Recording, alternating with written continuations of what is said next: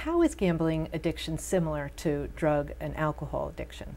Gambling addiction is similar to drug and alcohol addiction because there are similar physical responses in the body for someone when they're engaging in the activity of gambling or drinking alcohol or doing drugs of any kind.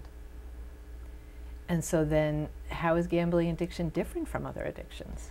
Gambling addiction is different because it's harder to diagnose, it's harder to recognize, it's easier to hide for the gambling addict. And are there particular warning signs for gambling addiction?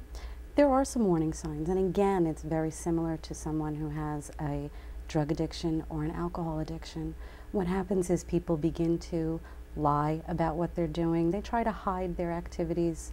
They spend more money. They spend more time engaging in that activity. And is there anybody in particular that's affected by gambling addiction? Well, right now we know across the state of New York there are approximately 1 million people who are affected with gambling addiction. I had no idea it was that high a number. There's a growing prevalence of it, and not just for adults but for youth as well. So is gambling addiction really that much of a problem if it's just scratch-offs, for instance? It's not necessarily a problem, and that's what we like people to know, is that just because you gamble, it doesn't mean that it will become a problem. It means that it can, because there's a physical component to it. And so how do you know if somebody does have a gambling problem? Again, the similarities between alcohol addiction, drug addiction. Someone is with gambling addiction, maybe they're hiding money, maybe they are spending more money than they would normally have, using gambling terminology, spending more time away from school or from home or work. And what happens to these people when they do become addicted to gambling? Gambling addiction has a very real brain complexity to it, in that cocaine affects a certain neurotransmitter in the brain, and the activity of gambling affects the same neurotransmitters. So somebody with a gambling addiction is going to go through the same things that someone with an alcohol or a drug addiction. Does that mean that they actually have the progression and the withdrawal? They have the progression and the withdrawal. People who try to stop gambling find it as difficult as people who try to stop drinking alcohol or stop doing drugs. So if somebody only gambles when they are drinking or drugging, is it still an addiction? It is still an addiction. There's a very high correlation between alcohol addiction and drug addiction and gambling addiction. Many of the patients that we work with who have alcohol or drug addictions can relate to the gambling activity, and they can relate to the same high that it gives them that a chemical does. And if gambling is so dangerous, why is it that lotteries are so popular and casinos and off-track betting? It follows a lot of the same rules that alcohol does. We can't tell people that you can't drink because it's bad, because for everybody it isn't. States can make a lot of revenue through gambling activity, lottos, quick draw machines, casinos, racetracks, things like that generate a lot of money. So as states, as legislative bodies, we want people to be able to enjoy the recreation and the entertainment aspect of it, but to also be aware that it needs to be done responsibly. Just like using the legal drug alcohol responsibly. Right. I know that there is help for people who become addicted to gambling in Suffolk County. The one program, are you familiar with the GamPro program at, where is it? It's at Pedersen Craig. They have a wonderful out-treatment program for people specifically with gambling addiction problems. A lot of times when somebody seeks treatment for an alcohol addiction or a drug addiction, they can also receive some treatment for a gambling addiction as a co-occurring disorder.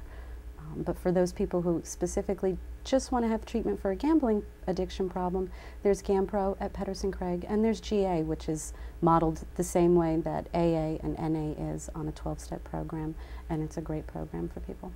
So there is a self-help program for people with pathological gambling. Absolutely.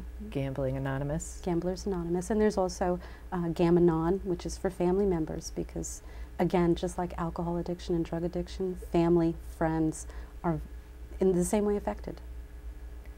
in a negative way In a very by negative way. the addict's concentration on continuing to use or continuing to gamble, even though they know it's a serious problem. Right. And they're using the family's resources, and they're jeopardizing their work and their social lives, and sometimes even their house. And Right. There's many people who have experienced loss of family, loss of friends, loss of their careers, their house, their car, their children's college fund. Again, it's one of those progressive disorders that can become very dangerous. And it's important for people to understand that because there's such a high level of shame and guilt that is attached to the gambling addict, it does have the highest level of suicide attempt rate of any of the addictive disorders. So people do reach a desperation phase when it comes to gambling Right. addiction, when they've Right. lost everything. right. Is there anything else you'd like to share with us, Dr. McDonald, on the issue of gambling prevention or addiction? That it's important for people to be aware of it, that we live in a world where gambling addiction isn't as talked about as drug addiction, as alcohol addiction, especially for young people in school who receive a lot of messages about drugs and about alcohol and the negative effects, but maybe aren't getting the same messages about gambling. So we think it's important, especially to teach younger people, that this is also one of those things that can present itself and can cause a problem, so be aware of it. And for people to understand that there are things to look for, and if somebody is exhibiting behavior that might not be attributable to alcohol or drug addiction, that it could be gambling addiction. Right. And so that would mean that parents should be very careful about encouraging gambling in front of their children, or buying lottery tickets for their children. It seems that that would be inappropriate. Is that true? It is true, and realistically, everybody knows somebody who has given scratch-off tickets in a birthday card or a Christmas card or something like that. But again, be aware that this is a process that does affect the brain chemistry. It does raise dopamine levels, so there's a very real chemical component to the activity.